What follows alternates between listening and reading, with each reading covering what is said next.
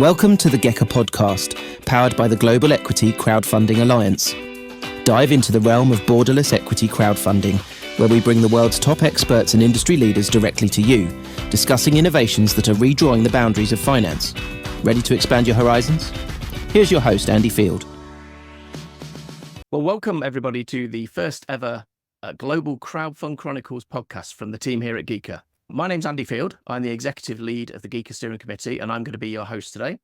I'm delighted to welcome Ian Lowe to the Chronicles. Ian's going to talk about identifying the challenges of cross-border equity crowdfunding, and he's joining us for what is essentially going to be a double header to kick off this podcast series. So Ian is a member of the GECA Steering Committee, but his day job is actually CEO of Dacxi Chain. And Dacxi Chain are a fintech company who are transforming equity crowdfunding by connecting platforms from different jurisdictions around the world into a single network. So welcome, Ian, and thanks for joining us. Thanks, Andy. Great. So I thought today, look, given this session is all about identifying the challenges that are faced by businesses who are looking to operate their crowdfunding platform in more than just the country that they are located in, can you briefly explain what cross-border equity crowdfunding actually is?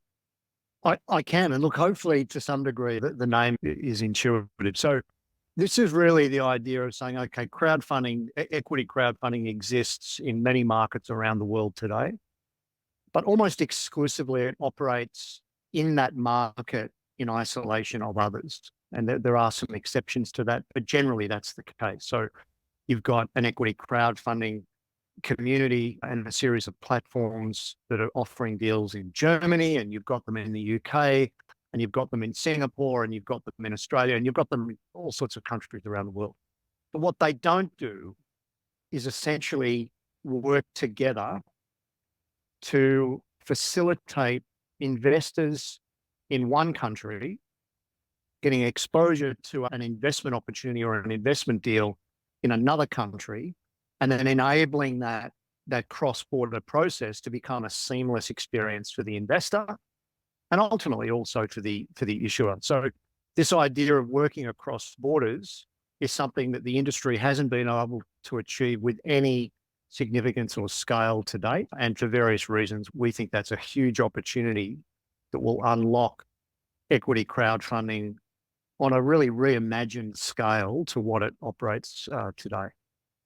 Okay, so let's fast forward to a time where cross-border equity crowdfunding is actually a reality. What will be the effects of that? How's that going to affect things? Well, really, it's around scale. So again, if we take sort of 2 or 3 big steps back, equity crowdfunding today represents less than 1% of all of the capital that's invested into high growth and even earlier stage businesses. Yeah. So it's less than 1%. Despite that, we have this absolutely massive pool of investment capital sitting, with everyday investors all around the world that is almost entirely untapped. And in sort of Shakespearean terms, the tragic irony of this is that these are investors who are very, very interested in finding businesses that resonate with them, where they feel they have some affinity or understanding with or of that business, and they would like to participate in the value creation opportunity. Okay, so you've got this huge pool of demand. You've got innovation that is unfunded all around the world that's looking for funding. And equity crowdfunding, the promise was always that these two huge communities could come together through purpose-built platforms where investors could explore and discover companies of interest, and those companies that were looking for growth capital could really extend their reach to an potentially enormous investment opportunity. So really the byproduct or the outcome of cross-border crowdfunding is bringing this enormous volume of demand and this enormous volume of supply together into a cohesive marketplace that operates seamlessly across border. And by that, we really mean across legal jurisdictions, or in other words, across countries, different countries, all around the world. So the byproduct of this is predominantly scale. And then if we think about what scale means, it simply means that more innovation is being funded, more investors have the opportunity to participate in the value creation associated with that. And the platforms that bring those two communities together obviously thrive in the process. So this is about equity crowdfunding having a much more significant seat at the table as it relates to the funding of the enterprise economy. Yeah, and that all sounds great, and I think anything that is supporting innovation on a global level is fantastic. In a utopian world, this obviously makes perfect sense. But we've mentioned before there's some challenges that have got to be overcome before we get there. So I'd like now to talk about some of the main challenges that platforms can face when they are going to, or they're thinking about expanding internationally. So if we start by talking about why doesn't this happen already? What's stopping this happening now? Yeah, it's a great question, Andy. So look, there's a couple of sort of headline answers to that question.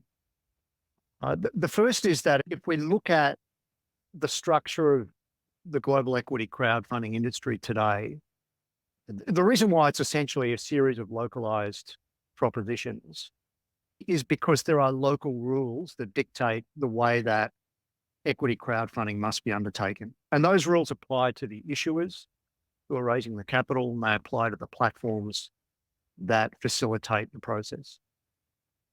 So you've got slightly different rules in every jurisdiction. Now, what's interesting, we've done an enormous amount of work on this, is that those rules or regulations are essentially all looking to achieve almost precisely the same thing in each jurisdiction, which is around saying, okay, let's make sure that the issuer that's offering equity in return for investment is actually a legitimate business with a legitimate run rate, a legitimate future.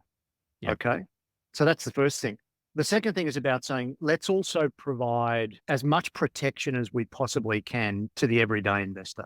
We accept that not every investor is going to be sophisticated. This might be the first time they've participated in something like this. Let's provide some protections to them.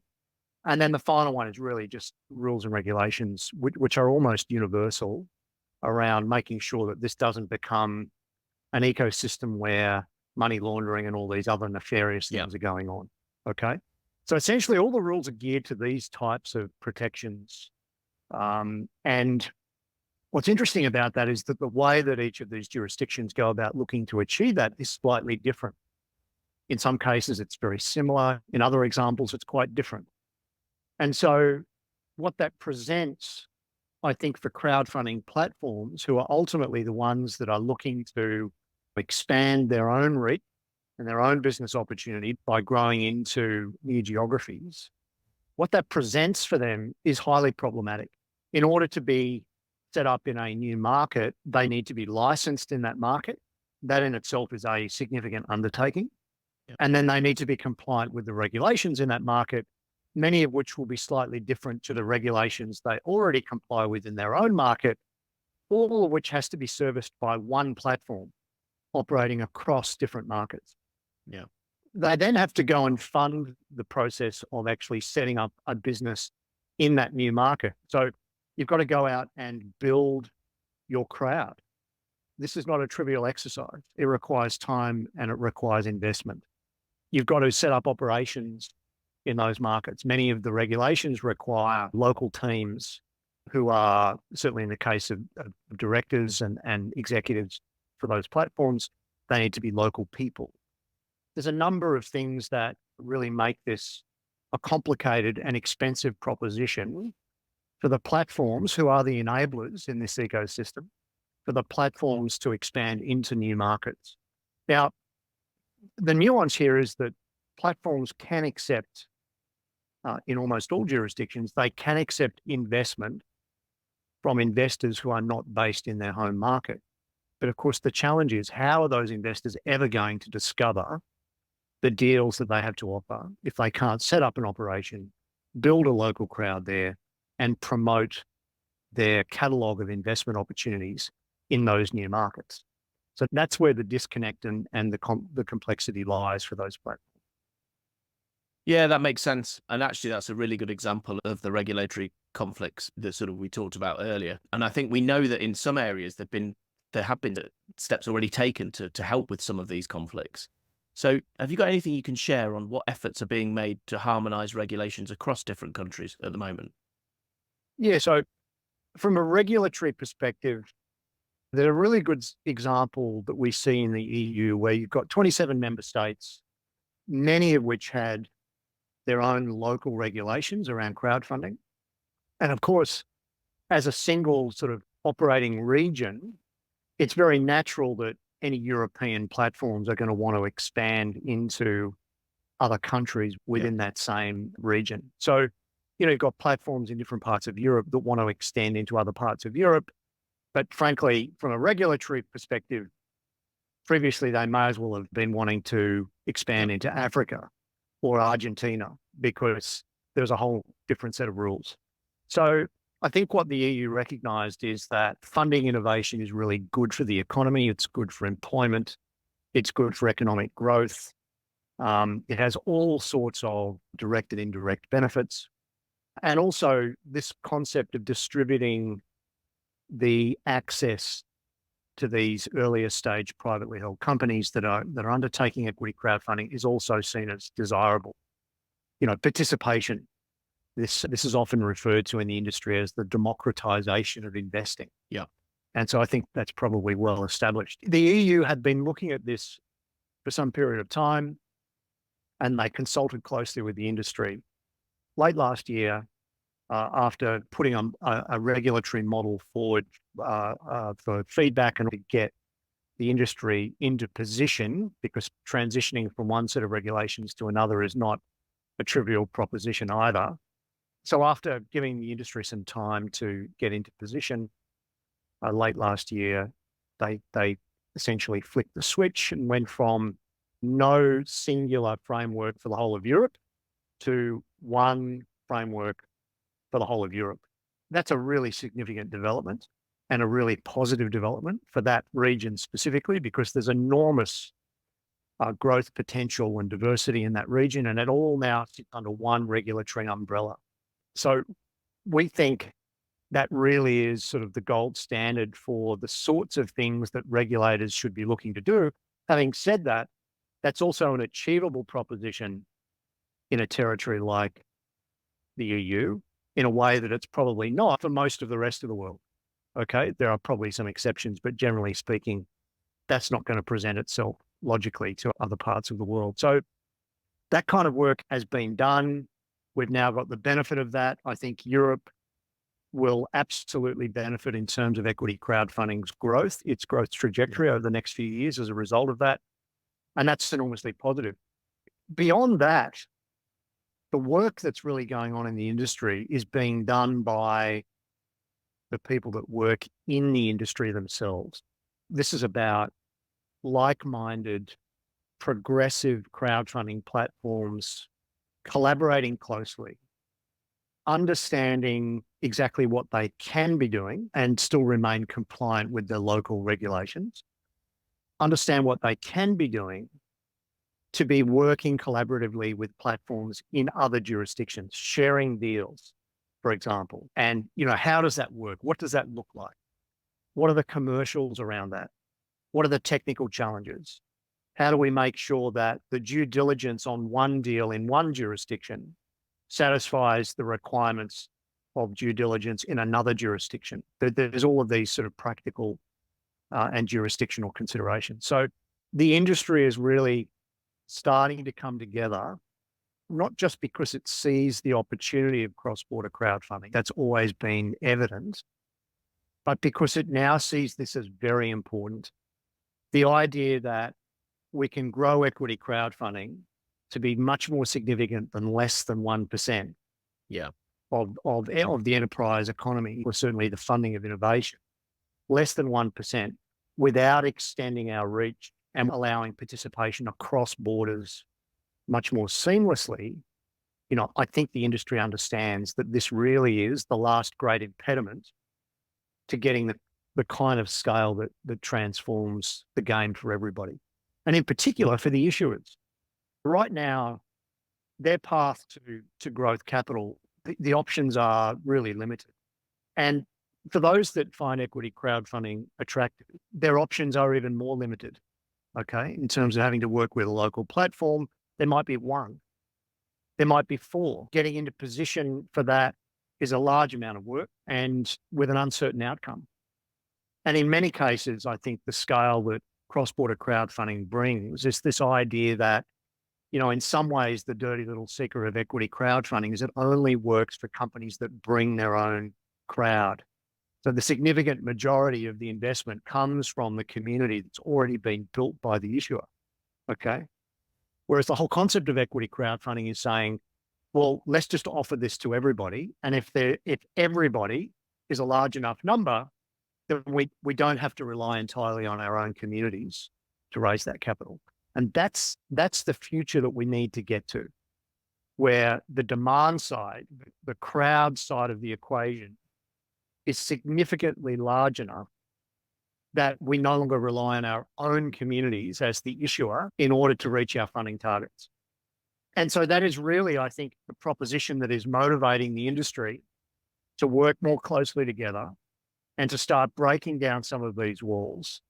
And, we're seeing some meaningful progress. This is not just a talk fest. Platforms are actually getting into position. They're doing the work. They're making refinements to their technology and they are doing it. So we're in the very, very early stages. It's really in the pioneering stage. But I see this really gathering momentum in the near future. Yeah, I mean, that makes perfect sense. Having spoken to a fair few of the CEOs of our supporters of GECA, I'm sure that sentiment is echoed. They're telling us the same thing. So their aspirations are definitely there. I suppose now, coming on to sort of how technology firms like Dacxi Chain can help. I mean, obviously, you're an active member of GECA, which is great in itself. The collaboration side of things is obviously a very important part, and making sure that we learn from each other, we talk together, and we sort of share experiences is really key. But what role can technology play in addressing cross-border equity crowdfunding challenges? Just give us a couple of minutes on what your thoughts are there. Oh, well, look, Andy, as a CEO of a technology business, you would expect me to say this. But technology is absolutely central. Without the technology, it just simply doesn't work. In other words, we need a purpose-built infrastructure that allows deals to be shared across jurisdictions by platforms. That infrastructure needs to have baked into it a whole bunch of tools and controls to make sure that this is being done in a way that satisfies the regulatory standards in each of the markets in which it's being done. And therefore, it needs to take into account some of the nuance of the regulations in the markets that are participating. But without the technology, it just simply doesn't work. So that's one way of looking at it. Another way of looking at it, this is certainly our perspective, is that this is a problem that technology exists to solve. This is the purpose of technology, is to solve a problem like this. And done right, technology is incredibly effective at solving problems like this. So the way we think about this at Dacxi Chain is this idea of building a network of participating platforms that want to be able to tap into global communities of investors for the deals that they're already securing locally with local issuers. And then the quid pro quo on this obviously is that they need to be able to share deals that come from other platforms in the network into their own catalog and expose that to their own investors. The merit of that is that the enriching of their own catalog really correlates to their ability to grow their own investment community. Okay, it's that classic sort of where there's smoke, there's fire dynamic. If I've got a really rich catalog of investment opportunities, I have a stronger proposition to build my local investor community. But then equally, if I'm participating in a network using technology like Dacxi Chain technology, it means that I can tap into a much larger global investment opportunity, which really means more capital and faster capital. And we think all of those outcomes are really valuable, not just obviously for the platforms, but in particular for the issuer. Yeah, that makes sense. Do you have any sort of technological solutions that have been particularly effective in streamlining cross-border transactions? Is there anything you can share from Dacxi Chain as to how you're realizing some of those solutions right now? Well, look, what I'd say is there's no silver bullet. There's no one single way of doing this across all jurisdictions. It really is a case of refining the core infrastructure to manage deal sharing across specific jurisdictions, taking into account what those jurisdictions require. One of the things that we landed on very early on was this network of participating platforms really needs to be a decentralized network. This is not a walled garden where Dacxi Chain is gatekeeper. This is about giving the tools to all of the participating platforms to collaborate directly with each other. So whilst we provide the infrastructure, we don't get involved in any of the deal flow. We don't get involved in assessing deals. We don't get involved in understanding what deals are compliant and what are not. All of the platforms already have the mechanisms in place to make those decisions. Our role is just to simply provide a decentralized network infrastructure that allows those platforms to collaborate in the way I've described. So, our role is really to work very, very closely with those participating platforms to understand what they need. And of course, in its initial stages, we've paired it right back to, the minimum requirement. We've got a long roadmap of enhancements and refinements that we know will continue to improve the experience. But really right now, it's about saying, let's get this first wave of shared deals through the technology, proving that it works.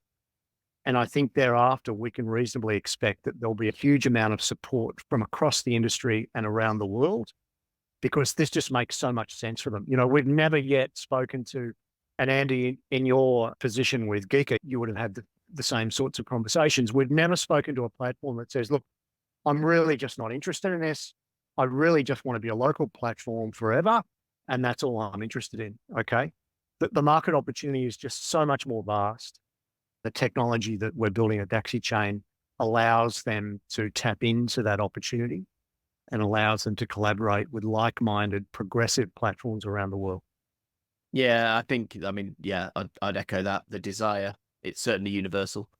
So it's great to hear that the technology is pushing on ahead and making great strides. That's fantastic. Listen, that's pretty much all we've got time for this first podcast. We've split it into two just so that it doesn't go on too long. The next one will be coming soon. Thanks so much for joining us today. And thanks everyone for listening.